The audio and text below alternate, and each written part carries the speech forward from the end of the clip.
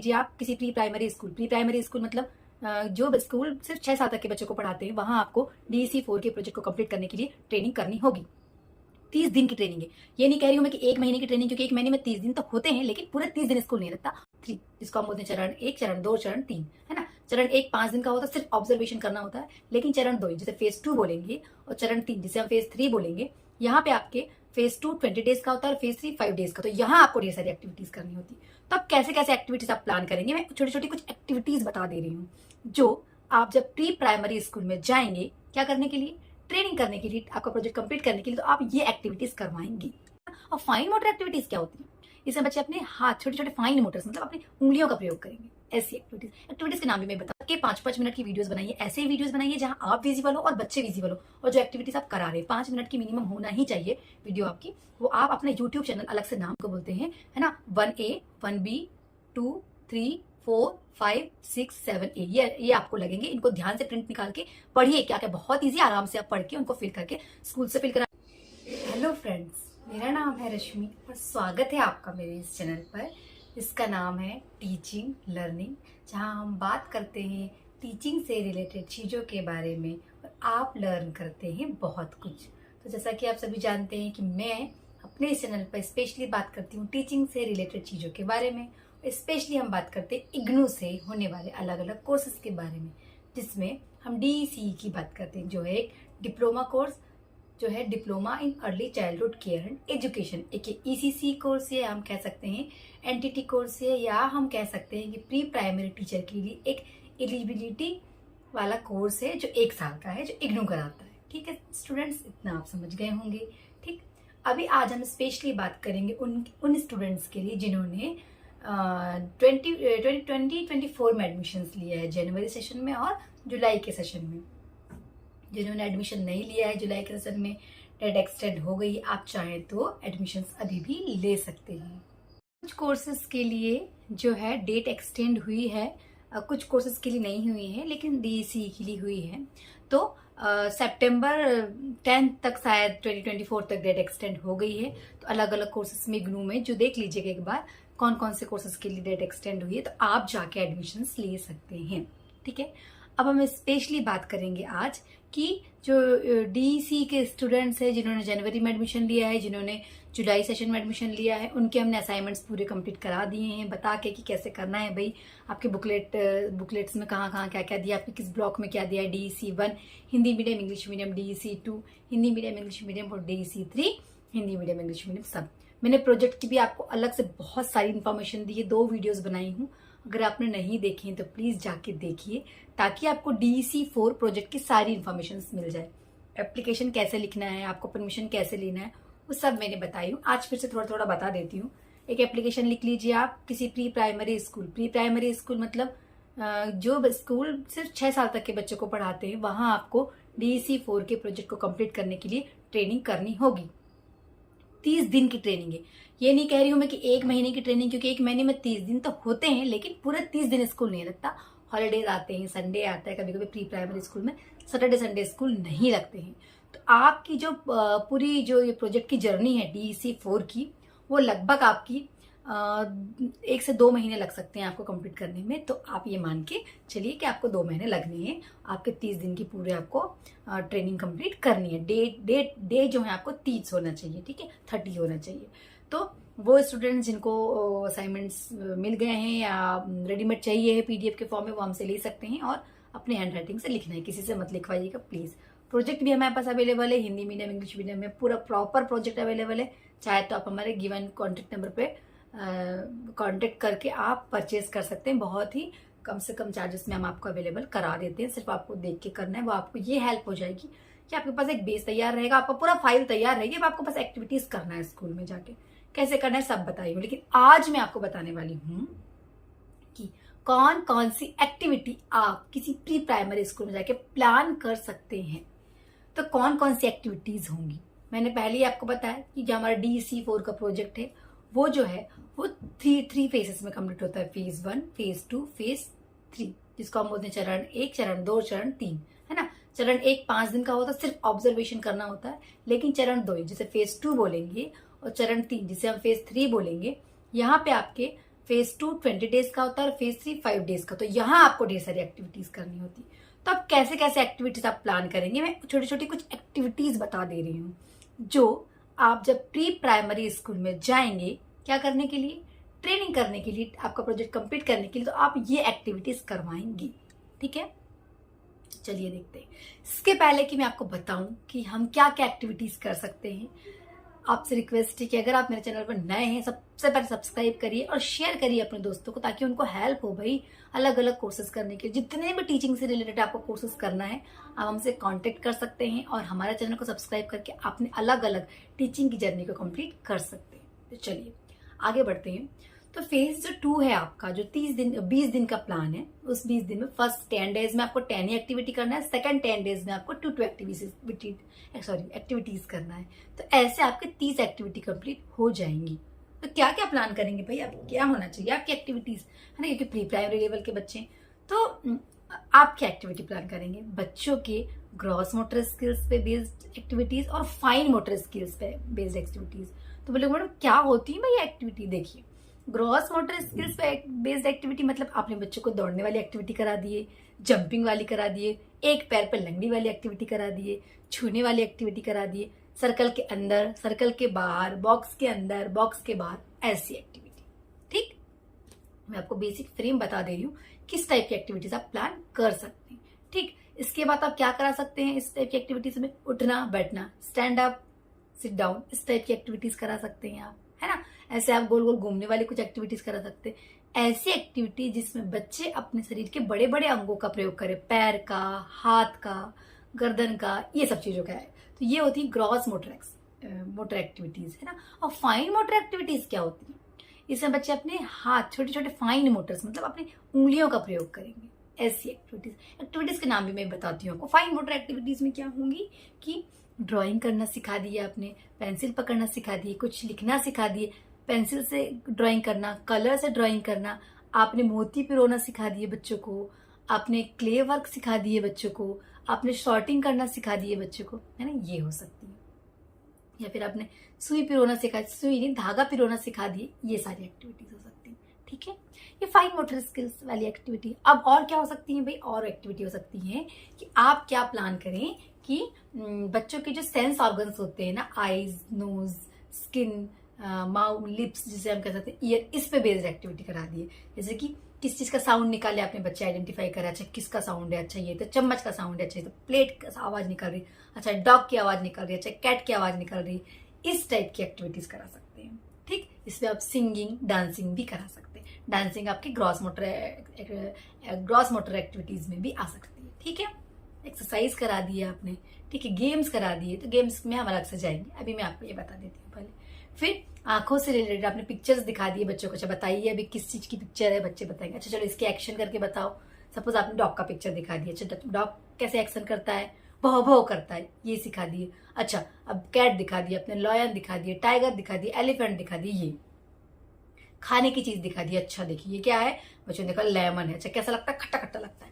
लड्डू दिखा दिए, कैसा लगता है, मीठा मीठा लगता है। आपने खिला दिए बच्चों को, बिस्किट्स खिला दी, चॉकलेट्स खिला दिए, आपने नमकीन खिला दी, ऐसे आप चीजें करा सकते हैं। अब ठंडी ठंडी हवा में ले गए बच्चों को, अच्छा कैसा फील हो, ठंडा फील हो रहा है। कहीं आपने थोड़ी सी हॉट जगह में ले जा रही है, हल्की धूप में ले जा रही है, तो बच्चों से पूछे कैसा लग रहा है, तो गर्म लग रहा है। इस टाइप से आप सेंस ऑर्गन पे बेस्ड एक्टिविटीज करा सकते हैं। स्मेल करा के, फ्लावर्स की स्मेल, जो अगरबत्ती की स्मेल होती है, ऐसे आप सेंस ऑर्गन छोटी छोटी एक्टिविटी बच्चों के लेवल की है ना करा सकते हैं, जो स्कूल पे अलाउ हो। ये भी पूछ लीजिएगा आप स्कूल वालों से। तो यहाँ तक आपको समझ में आएगा। आप इंडोर आउटडोर एक्टिविटीज भी करा सकते हैं। इंडोर आप रूम के अंदर गेम्स खिला सकते हैं बच्चों को, है ना, छोटे छोटे गेम हम खिलाते हैं। जैसे कि आपने सॉर्टिंग सिखा दी है बच्चों को, आपने अलग अलग अलग अलग कलर की बहुत सारी चीजें रख दी है, बच्चों से बोले चलो अब ये जो ए टीम है ना, मतलब ABCD आपने टीम डिवाइड कर दी, बोले ए टीम रेड कलर अलग करेगी, बी टीम पिंक कलर अलग करेगी, सी टीम येलो कलर अलग करेगी, डी टीम जो है वो ब्लू कलर अलग करेगी। ऐसे आप सॉर्टिंग सिखा सकते हैं। ठीक है, अब इसी में आप नंबर सिखा सकते हैं। चलो ए टीम आप 5 आर्टिकल्स बाहर निकालो, बी टीम आप 6 आर्टिकल्स बाहर निकालो, सी टीम आप 10 आर्टिकल्स बाहर निकालो। ये नंबर बेस्ड भी हो सकती है ना।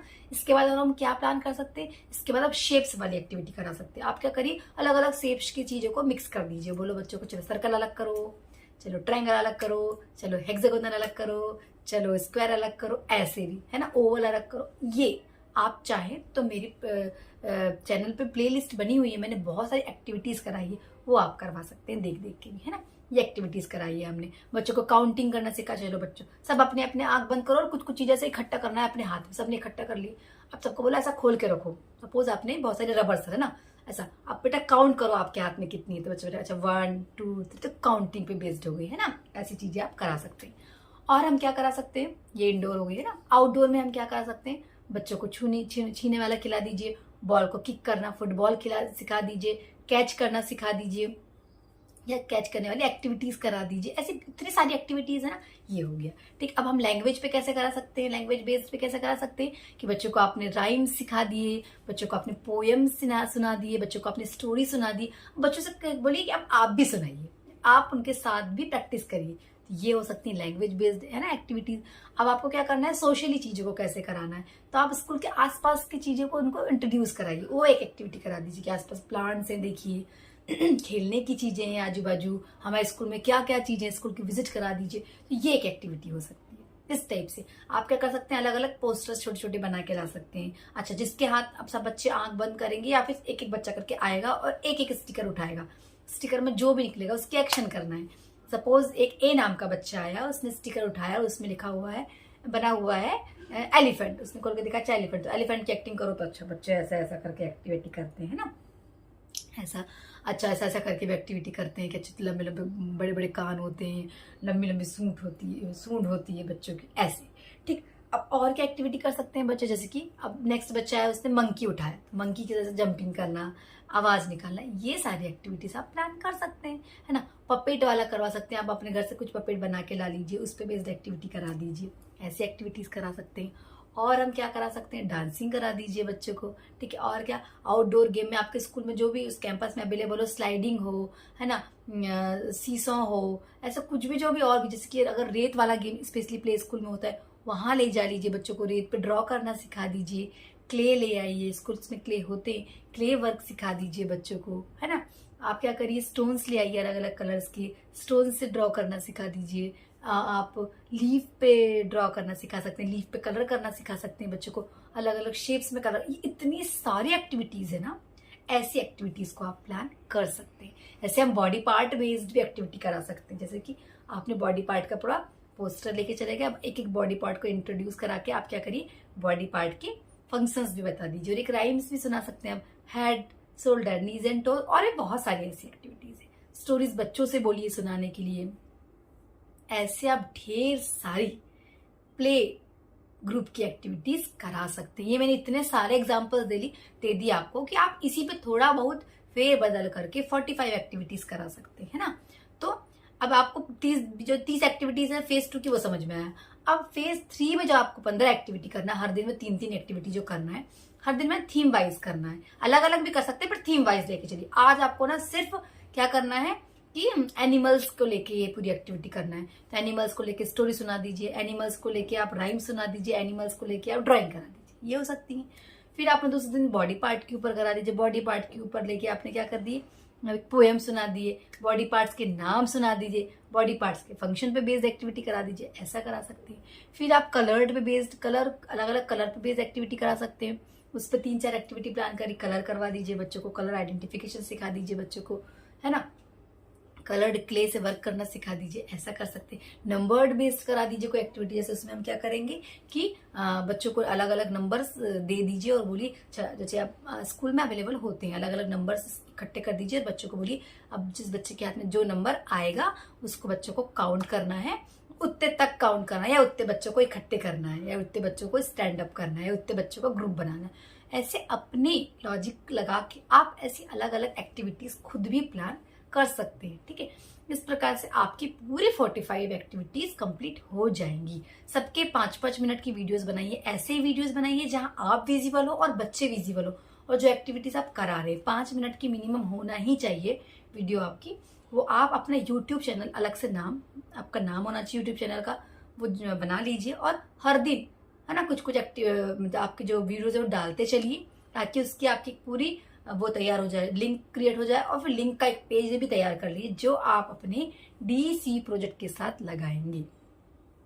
यहाँ तक की आपकी पूरी जर्नी होगी। एनेक्सास कौन कौन से लगेंगे बता दे रही हूँ आपको, अनुसंलग्न जिनको बोलते हैं, है ना। 1A, 1B, 2, 3, 4, 5, 6, 7A ये आपको लगेंगे। इनको ध्यान से प्रिंट निकाल के पढ़िए, क्या क्या बहुत इजी, आराम से आप पढ़ के उनको फिल करके स्कूल से फिल कराना है, आपके गाइड से फिल कराना है, आपको खुद फिल करना है, ठीक। और जो गाइड है वो नंबर्स देगा, वो भी ध्यान से पढ़िएगा, ध्यान से नंबर्स फिल करिएगा। सारे एक्टिविटीज के नंबर आउट ऑफ 10 ही होते हैं, ये ध्यान रखिएगा, ठीक है।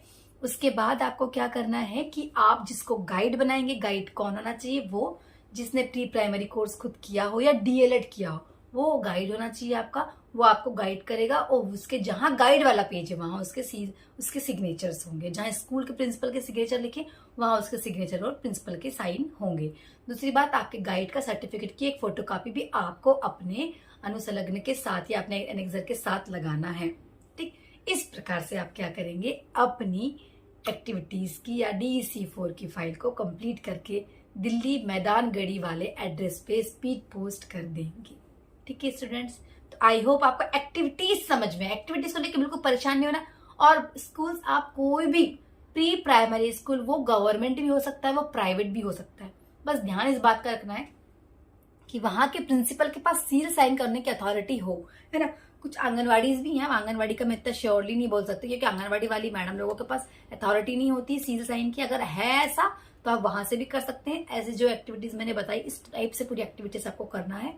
आपको अपना एक गाइड बनाना है, वो उसी स्कूल में होना चाहिए जहां से आप एक्टिविटी कर रहे हैं, या आउटसाइड द स्कूल भी हो सकता है, लेकिन आपको उसको दिखाते रहना है कि आप ये सब एक्टिविटीज कर रहे हैं, ताकि वो आपको इसके अकॉर्डिंग मार्क्स दे सके।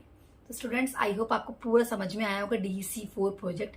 इसके बाद भी किसी को कुछ भी दिक्कत है, आपको असाइनमेंट्स या प्रोजेक्ट परचेस करना है, दिए हुए व्हाट्सएप नंबर पे आप कांटेक्ट कर लीजिए या मैसेज करके इन्फॉर्मेशन ले लीजिए कि मैडम ये दिक्कत है। हमारे यूट्यूब चैनल पे हमने पूरे एग्जाम्स की प्रिपरेशन, एक एक ब्लॉक, एक एक यूनिट की पढ़ाए भी हैं। तो वो स्टूडेंट्स जिनके एग्जाम्स अभी आने वाले हैं, वो धीरे धीरे अपना पढ़ना भी स्टार्ट कर दीजिए हमारे वीडियोस देख देख के। और प्रीवियस ईयर के पेपर्स कैसे आते हैं, क्या क्या आपको पेपर्स की टर्मिनोलॉजी होगी, पेपर्स कैसे आएंगे, वो भी हमारे यूट्यूब चैनल पे है, वहां जाके देखिए, ताकि आपकी पूरी जर्नी DEC की, है ना, एडमिशन से लेकर रिजल्ट तक बहुत अच्छी हो। जहां भी कुछ डाउट हो, परेशानी हो, कमेंट करिए, मैसेज करिए और जुड़े रहिए मेरे साथ शिक्षा की इस जगत में, जहां आप और हम मिलके हमारे बदलते हुए भारत की शिक्षा जगत में अपना सहयोग देके देश का विकास करें। Thank you so much.